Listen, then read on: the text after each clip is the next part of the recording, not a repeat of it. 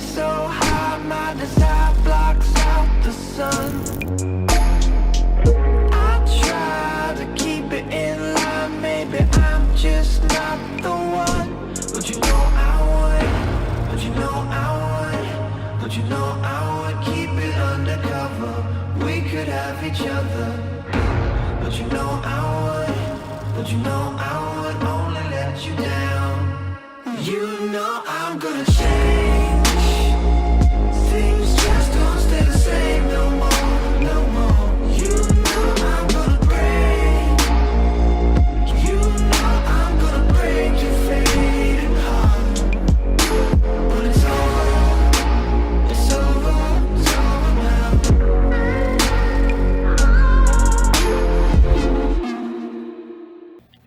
Olá, boa noite a todos os nossos ouvintes, web espectadores. Hoje iremos apresentar o nosso 29º episódio do nosso Podleges, podcast jurídico, mundo jurídico como você nunca viu. Quem não está seguindo, aproveitem para seguir nossas redes sociais, se inscrever no canal do YouTube Podleges Jurídico. E hoje a gente tem a grata satisfação de receber no nosso 29º episódio, a doutora Adjane Geicieli. Vou até ler aqui o currículo dela, que é imenso. Ela é graduada em Pedagogia pela UESP, pós-graduada em Psicopedagogia pela Faculdade Cristo Rei, bacharelada em Direito pela CRISFAP, professora na Rede Municipal de Ensino de Piripiri, Pedro II, conselheira da subseção de Piripiri, advogada há 4 anos, e ela é advogada previdenciarista. Doutora, se apresente. Boa noite, né? É um imenso prazer estar aqui, né? Receber esse convite, né? Como você bem me apresentou, né? Sou professora, né? Iniciei minha carreira como professora. Depois fiz a faculdade de Direito, que era um sonho, né? Desde criança eu consegui concretizar. E eu advogo, né? Milito na área previdenciária há 4 anos. A gente vai falar de um tema que está bastante falado ultimamente, foi uma novidade do ano de 2022, bem no final do ano, que é a revisão para a vida toda. Afinal, o que é a revisão para a vida toda? A revisão da vida toda, ela iniciou seu percurso em 2020, né? E aí teve todo o julgamento, né, no STF e deixaram para fazer esse julgamento em 2021. Por quê? Porque o ministro, né, Nunes, ele pediu destaque da matéria, né? Então, como era acontecer em plenário virtual, foi preciso fazer um julgamento em plenário realmente físico, né? Não virtual. Mas, basicamente, o que é a revisão? É o segurado, ele ter direito ao melhor benefício. Em qual sentido esse melhor benefício? No sentido de que, por exemplo, quem já havia, né, estado no sistema previdenciário antes de 99 tem direito de escolher pela regra permanente ou pela regra transitória. Essa regra transitória ela foi criada para quem estava antes de 99, né, que pegaria as contribuições de julho de 94 até agora. E a regra permanente que pegaria todo o período contributivo. Então, dá direito ao segurado escolher qual é o cálculo que é mais vantajoso, se é com todo o período contributivo ou apenas com as contribuições de julho de 94 para quem ingressou no sistema previdenciário antes de 1999. Então, essas são quem tem direito de ter essa revisão. Sim, é quem já estava no sistema previdenciário antes de julho de 99, tem boas contribuições antes de julho de 94. Boas contribuições, realmente, contribuições em cima do teto, né? Por quê? Porque tem pessoas, principalmente aquelas de baixa escolaridade, que começam a sua vida contributiva com altos salários e no final da sua vida contributiva com salários mínimos. Então, não é interessante para essas pessoas pegar só as contribuições de julho de 94, mas de todo o período contributivo. Agora que foi esclarecido o que é essa revisão para a vida toda, essa questão do direito, estou aqui com a Tainara também, que ela vai nos ajudar, né, a fazer algumas perguntas, tirar algumas dúvidas também. Se apresente, Tainara. Boa noite, gente. Foi uma surpresa, né, participar hoje.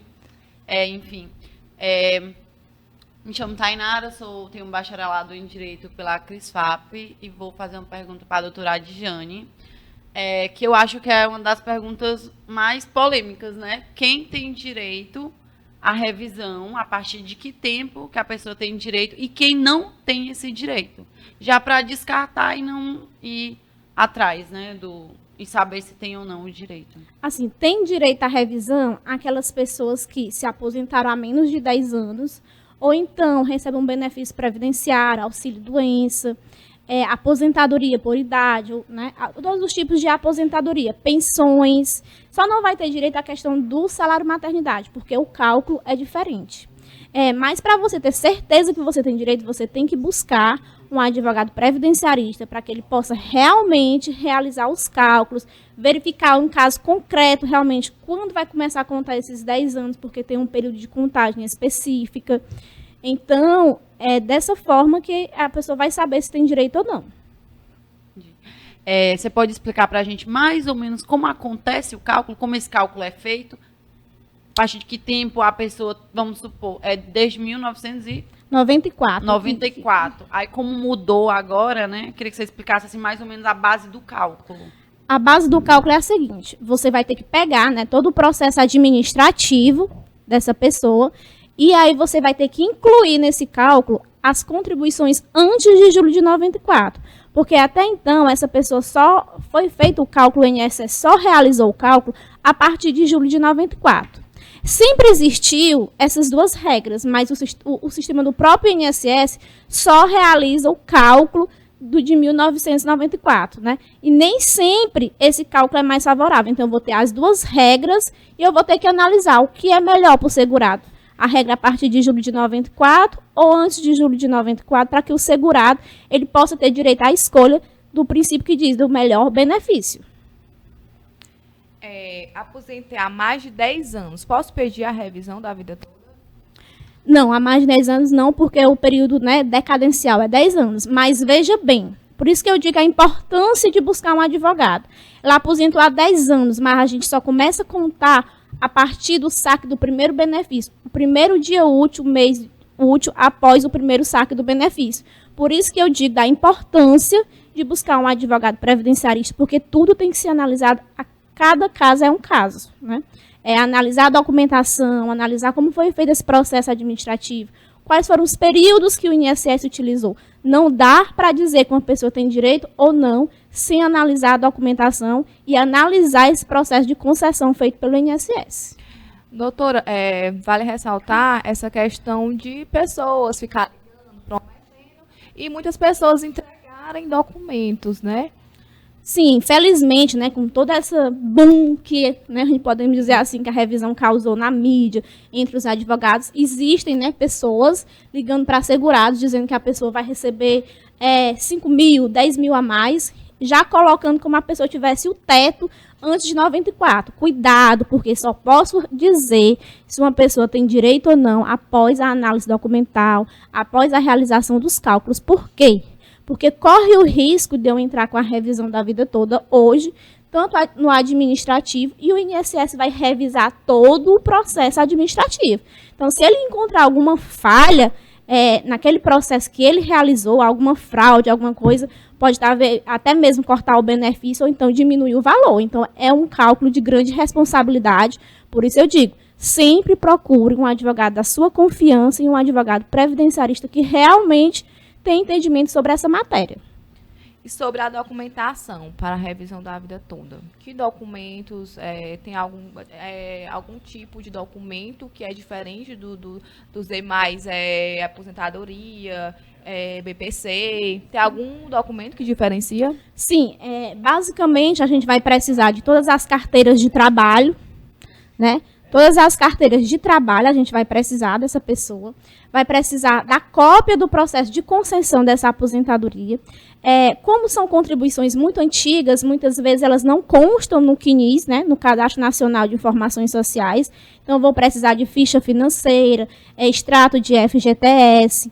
Por quê? Porque se a pessoa não trouxer, vai ser considerado o salário mínimo para aquele período. Então, o cálculo não vai ficar tão favorável.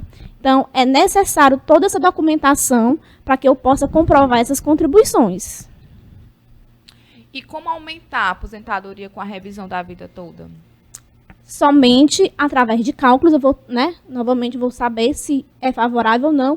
E a inclusão desses salários de contribuição. Porque, por exemplo, 79, 80, tem muita gente que tem esses vínculos no seu CNIS, mas lá não consta nenhuma remuneração. Então, eu vou ter que incluir essa remuneração para que o cálculo possa ser elevado. Porque muita gente nesse período, ela contribuía sobre o teto da Previdência. Então, dá uma diferença muito grande.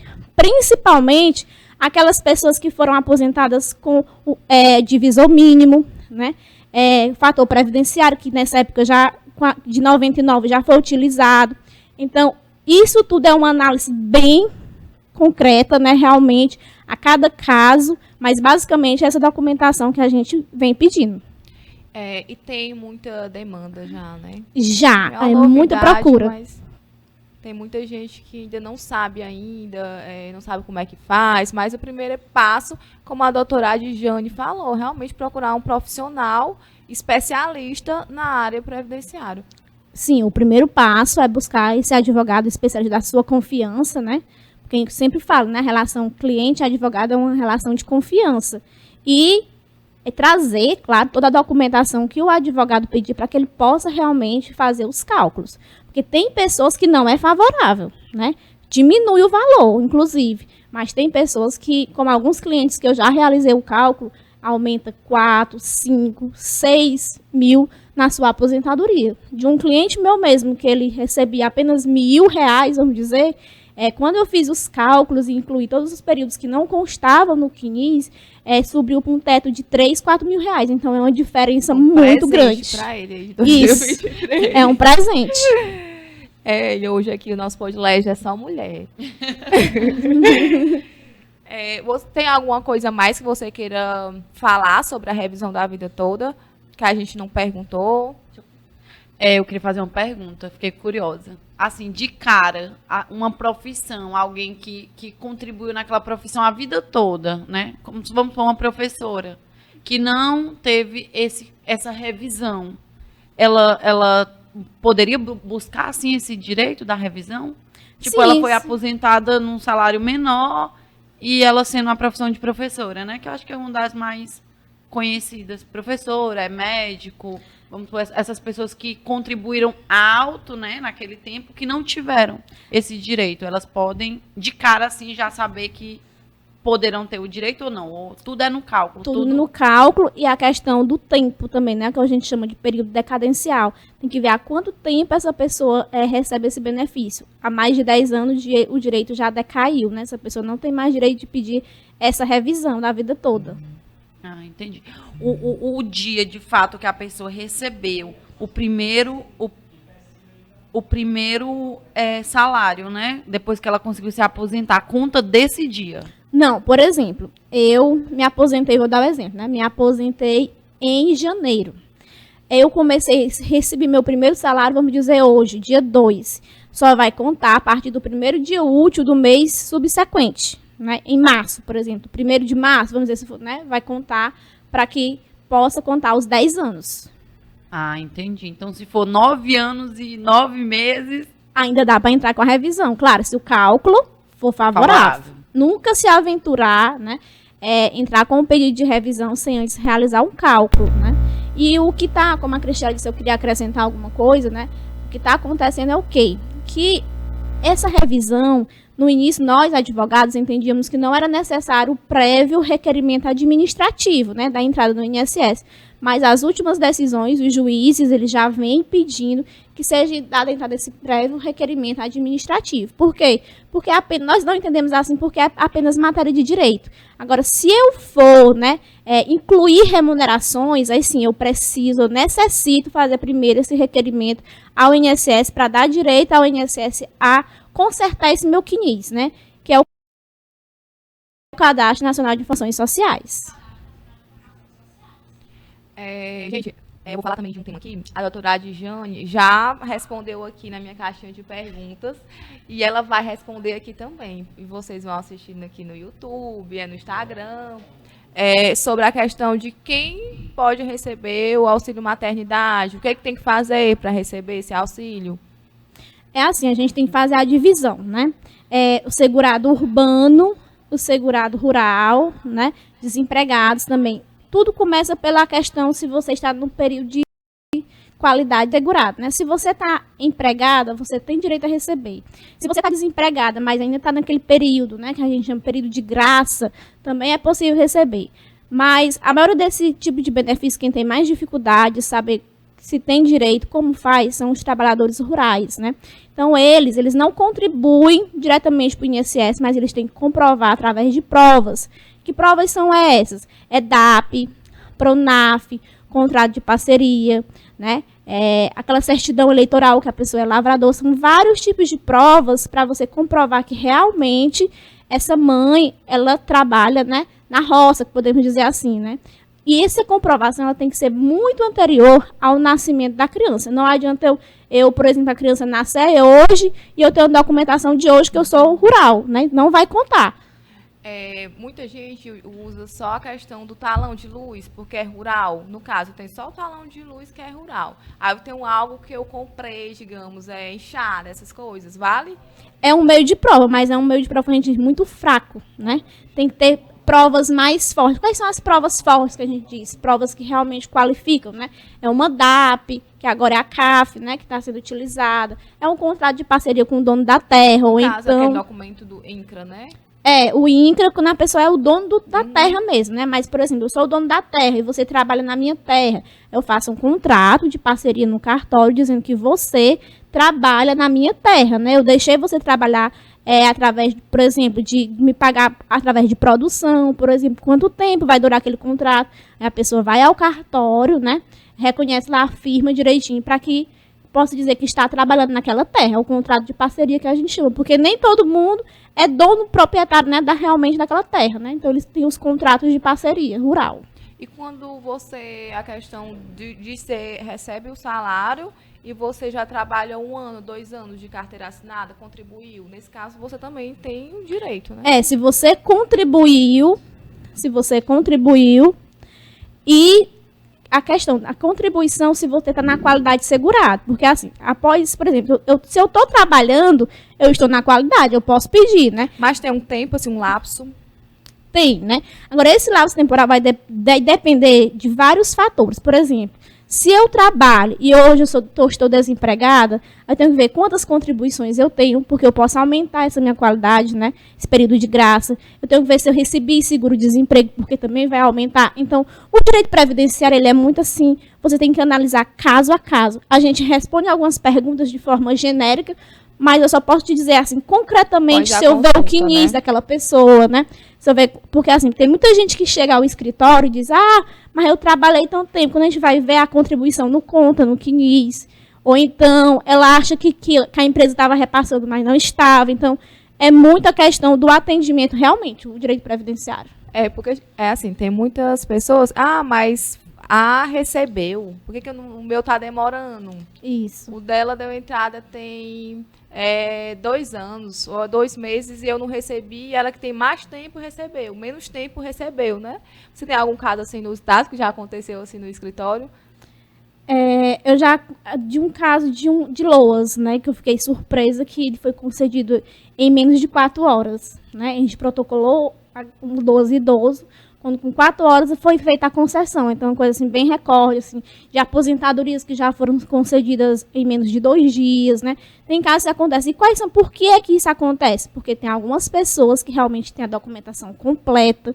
É muito fácil para o servidor do INSS analisar, né? Então, eu até falo, né? Quem tem condições de fazer um planejamento previdenciário, que é algo também novo no direito previdenciário. Você poderia falar um pouquinho sobre esse planejamento também? O planejamento é o seguinte, você vê a questão do seu CNIS, se tem todas as contribuições, a questão dos indicadores, porque tem alguns indicadores dentro do CNIS que eles fazem com que aquele período não seja contado para tempo de carência, nem contribuição, né? Então, aí o advogado previdenciarista vai simular em cima de qual valor você deve contribuir, até quanto tempo você vai contribuir. Então, essas pessoas que fazem esse planejamento, quando elas chegam no período certo de se aposentar, elas praticamente não têm nenhum problema na hora da concessão, porque a gente diz assim, o processo já está todo redondinho, né? Aquelas pessoas que demoram mais, às vezes mesmo pela morosidade da fila do INSS, que a gente sabe que tem 18 milhões de processos para ser analisados, né? E poucos servidores, um sistema ainda um pouco arcaico, ainda lento. E isso também dificulta a questão dos benefícios serem analisados num período adequado. E a questão de valores? Tipo assim, fulano, né, recebeu 9 mil. Ah, fulano só recebeu 5. Não tem um valor exato, né, do salário maternidade? Ou tem? É porque, assim, esse cálculo do salário de maternidade, ele vai ser feito da época que você deu entrada, né, nesse salário de maternidade e da época do fato gerador, né? O fato gerador, o que é o fato gerador? O nascimento da criança. Então, o INSS, às vezes, só faz uma atualização. Aí, algumas pessoas recebem 4, 500, 5 e pouco, vai depender de quando. Tem pessoas que a criança nasceu, por exemplo, em 2016, só vai pedir em 2019, né? Então, tudo isso impacta. Por quê? Porque é 5 anos para você requerer o salário maternidade, a partir do nascimento da criança. Você falou agora há pouco no LOAS, né? BPC. Quem tem direito de receber?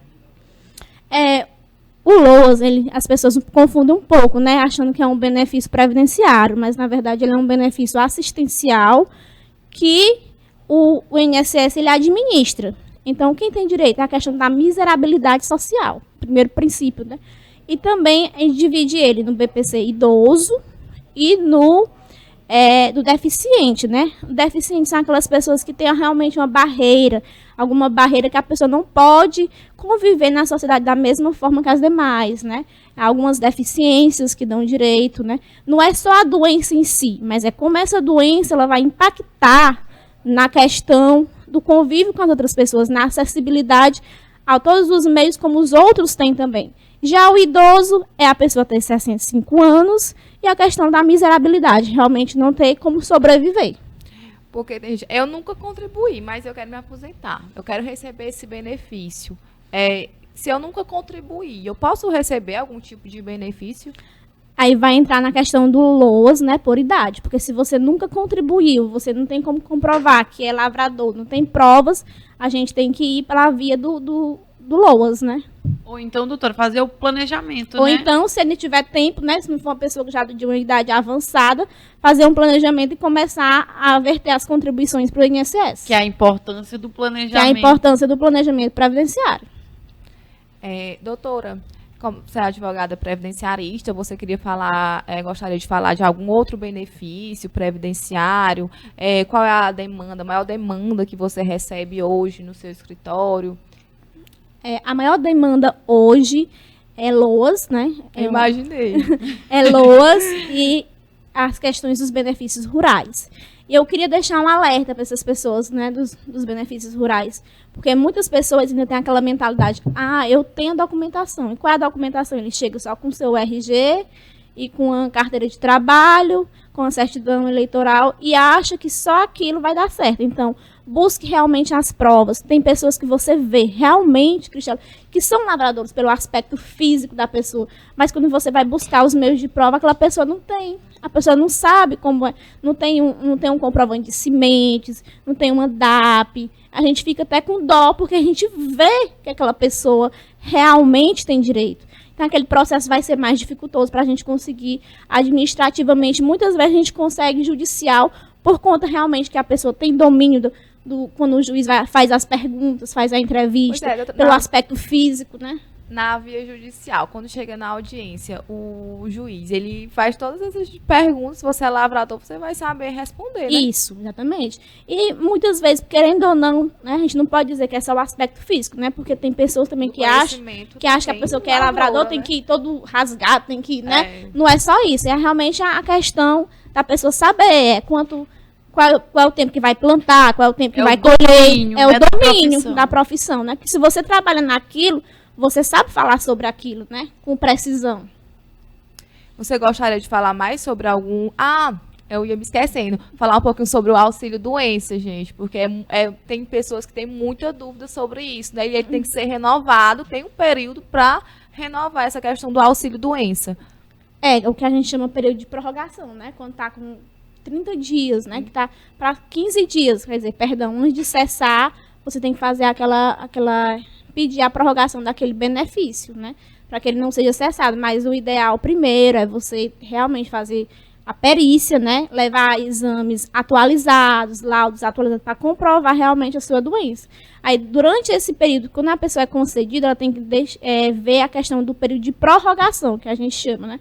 Que é quando está próximo de cessar aquele benefício, antes de sacar o último pagamento, tem um período que você tem que pedir a prorrogação naquele benefício, para que possa dar continuidade e fazer outra perícia para atestar realmente que você ainda continua incapaz. E outro tema também bastante discutido agora, e tem até algumas inverdades, né? Às vezes a gente tem a mania de ver Bem ali, polêmico. ler e acreditar, né, em muitas coisas, né? Às vezes é fake, às vezes é pessoas que não têm o conhecimento daquela situação.